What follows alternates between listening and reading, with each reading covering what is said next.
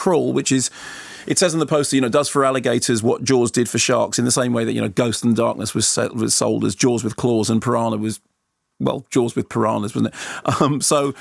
We've had films like Alligator, the Lewis Tig, which was written by John Sayles, of course, and then Lake Placid and Eaten Alive, the Toby Hooper. So Casey Scaldario is a University of Florida swimmer. There's a Category 5 hurricane in which her father he lives in the area that's struck by the hurricane. He's not answering his phone. So she skips over a police line to go into the evacuated zone, to go to his house to find out if he's all right.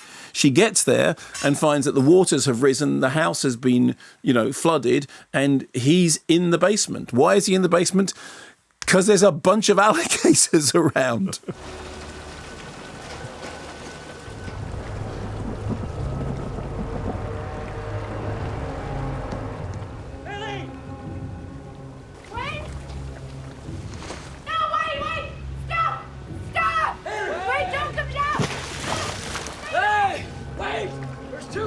Down here.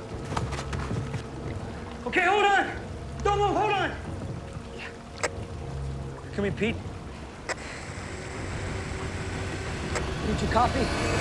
Pete, you hear that? You notice I spoonerised that, and I said Scolodario, it's Scodelario. Caius Scodelario.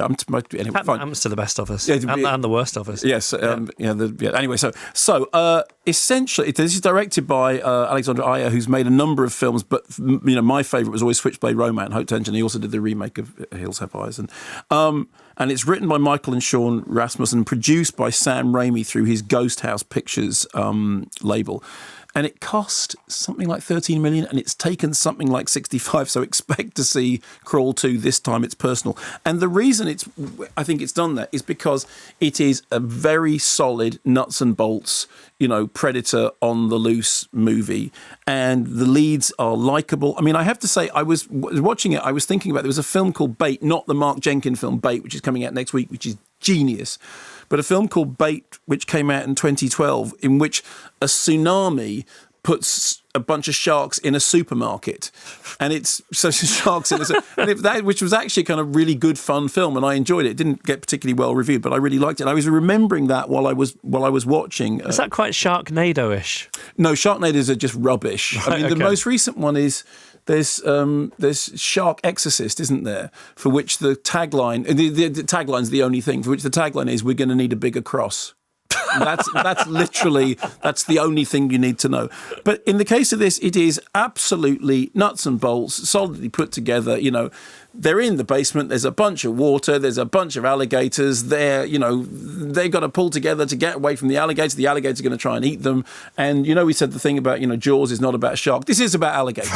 Right. Absolutely. It's like, what would you do if you're in a basement? There's a whole sort of subplot about the fact that she's a swimmer and her father tried to get her to swim. But it doesn't matter. It's about alligators. And actually, it's perfectly good popcorn, disposable entertainment. Never particularly scary, but quite tense, although the thing it does remind you is that nothing is in the same league as Jaws, because nothing has that beauty of Jaws. Nothing has the being out on the orca in Jaws is one of the greatest cinema experiences with those characters. Nothing comes even close to that. Yeah. But it's fun.